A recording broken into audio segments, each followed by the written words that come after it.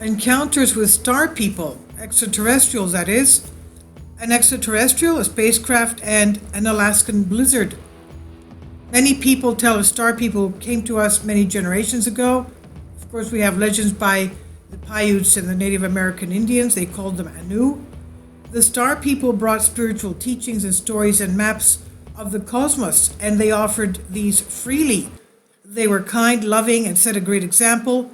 When they left us, my people say there was a loneliness like no other. This is what Richard Wagamasi, Ojibwe author, journalist from Canada, says. The topic of unidentified flying objects, UFOs, and their possible otherworldly origins is no longer taboo. Articles are being published all the time within the mainstream, with one of the latest coming from a retired Rear Admiral Tim Golet, PhD. He published a piece in The Hill. The Hill explained how these unidentified flying objects, quote, may represent technological equipment manufactured by an advanced extraterrestrial civilization. Although it's unsettling and not recommended to rely on governments for any type of truthful information these days, it's nice to see the topic leave the realm of conspiracy theory within the mainstream. And the author says, I do, however, worry about government's possible attempt to manipulate the masses' perception with regard to this phenomenon, as it seems to happen with a number of other major topics, in my opinion, but that remains to be seen. He says, I've divided into the lore of supposed extraterrestrial encounters. I've dived into the lore for quite some time, he says. I find it fascinating how thousands of stories can corroborate with each other, and I find encounters with supposed extraterrestrials, although they cannot be verified, to be a critical part for anybody to investigate if they want to have a broader perspective of the UFO phenomenon.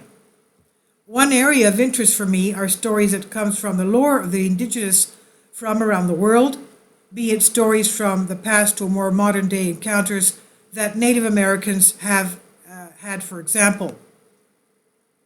Now, Richard Wagamasi, a well-known Ojibwe author and journalist from the Wabaseemoong Independent Nations in northwestern Ontario, Canada, once wrote, quote, my people tell of star people who came to us many generations ago.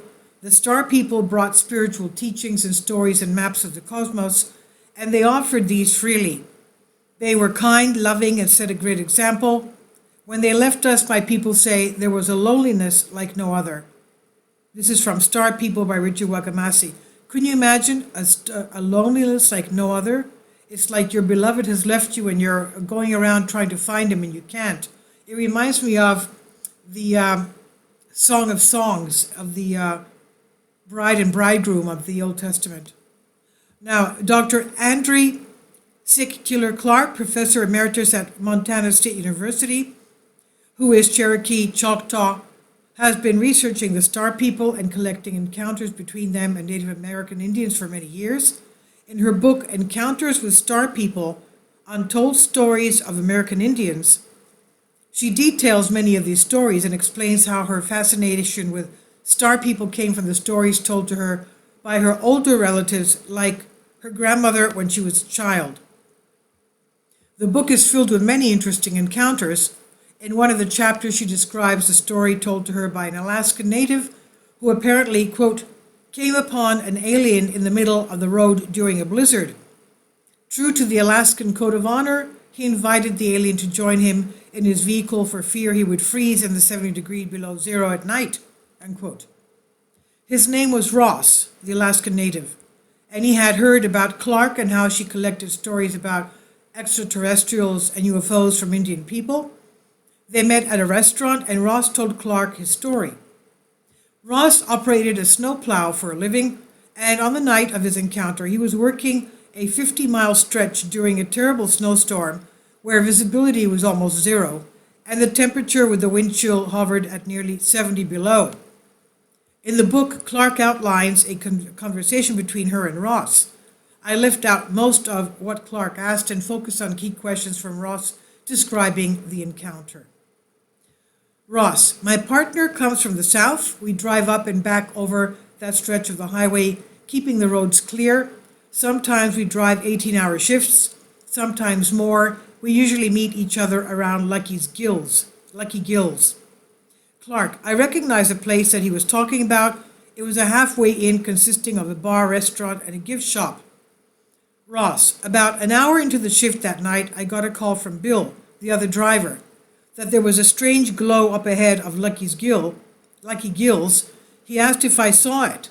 Before I had a chance to respond, I came upon a disc sitting in the middle of the highway. It covered the full 2 lanes. It was round with bright orange lights around the bottom. I stopped within 20 feet of it. I flipped my lights up and down. I tried calling Bill, but my radio was dead. Suddenly, blinding white lights came on, and the craft moved upward and was gone. I watched until it was out of sight, but that was not long because the storm had cut the visibility that night to nearly 0. When it was gone, there was darkness all around me. I sat there for a moment. I couldn't believe what I had just seen. It was at that moment I realized my engine was off. I never turned off the engine for fear it would not turn over again in the extreme temperatures, but it was off. I held my breath when I turned the key in the ignition, and fortunately the engine came to life in the first try. I put it in gear and began to move forward. Just as I got up a little speed, I felt a bump under my right tire as though I had run over something. That freaked me out.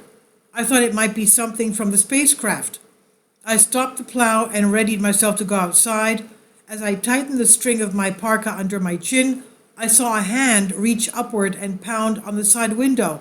Then a second hand appeared.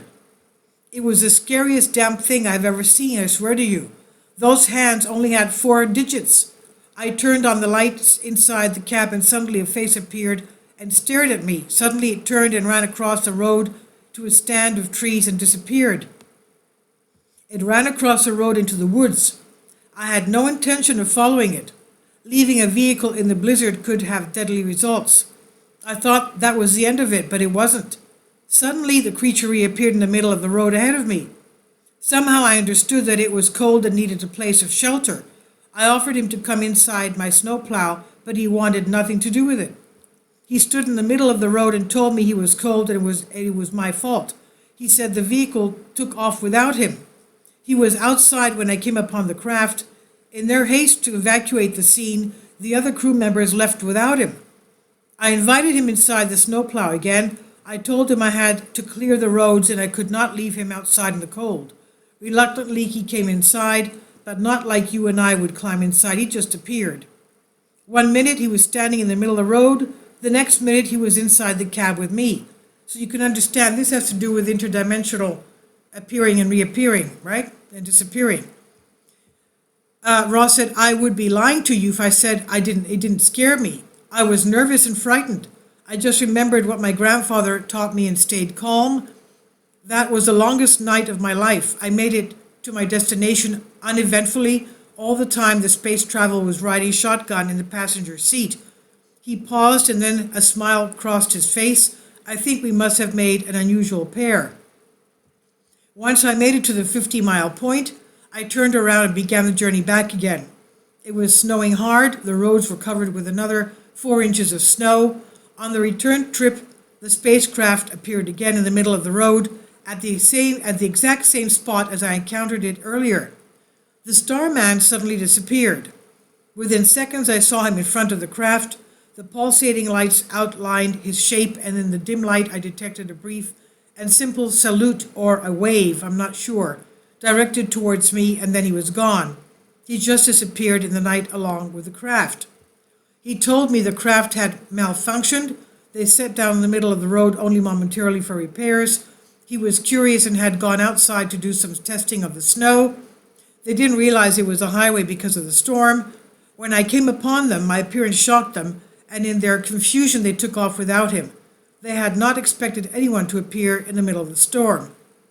To add to this dilemma, they were not allowed to make human contact, so he was uneasy about being discovered. So they immediately took off, leaving him behind. In the process, they violated several rules of their travel.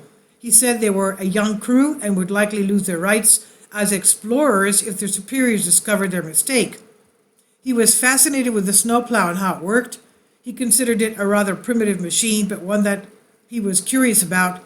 He told me that humans put too much reliance on oil-based machines.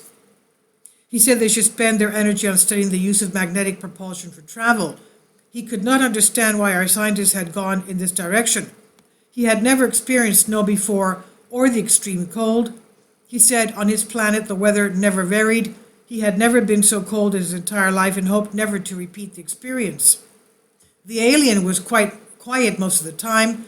I was lost for words. I didn't know what to ask the man from the stars, so I was quiet too. After he was gone, I thought of a million questions, but when you are there and it's happening to you, it's different. He was small in stature, he had a human form, but he was not human. He could have passed for maybe a 10-year-old from a distance. His ability to appear and disappear fascinated me. I asked him about it, but he said that everyone from his world could come and go like that. He said I could do it too. I just had to learn to use my brain in the right way. I didn't understand what he meant." End quote. The day after this happened, a couple of military officers showed up at work and asked if anyone had reported strange lights or UFOs on the night of the storm. Of course, my boss told him there were no reports. I had not reported either, and neither had Ed, the other driver. I thought it was best to keep quiet, so I never told him about the Starman. When the military showed up, I played dumb too. I didn't want to lose work because of some government investigation. Besides, the military has too much control in this state anyway. This was from Encounters with Star People, Untold Stories of American Indians. And it was originally published on The Pulse, published here under Creative Commons on Collective Spark. Please leave your comments, and thank you for your support. Finally, support my Patreon account. The daily posts are 5 videos daily, and they are totally different from what I have on my YouTube channel. Thank you so much for your support and that you find all my content so interesting. You'll find the Patreon account details in the description box below.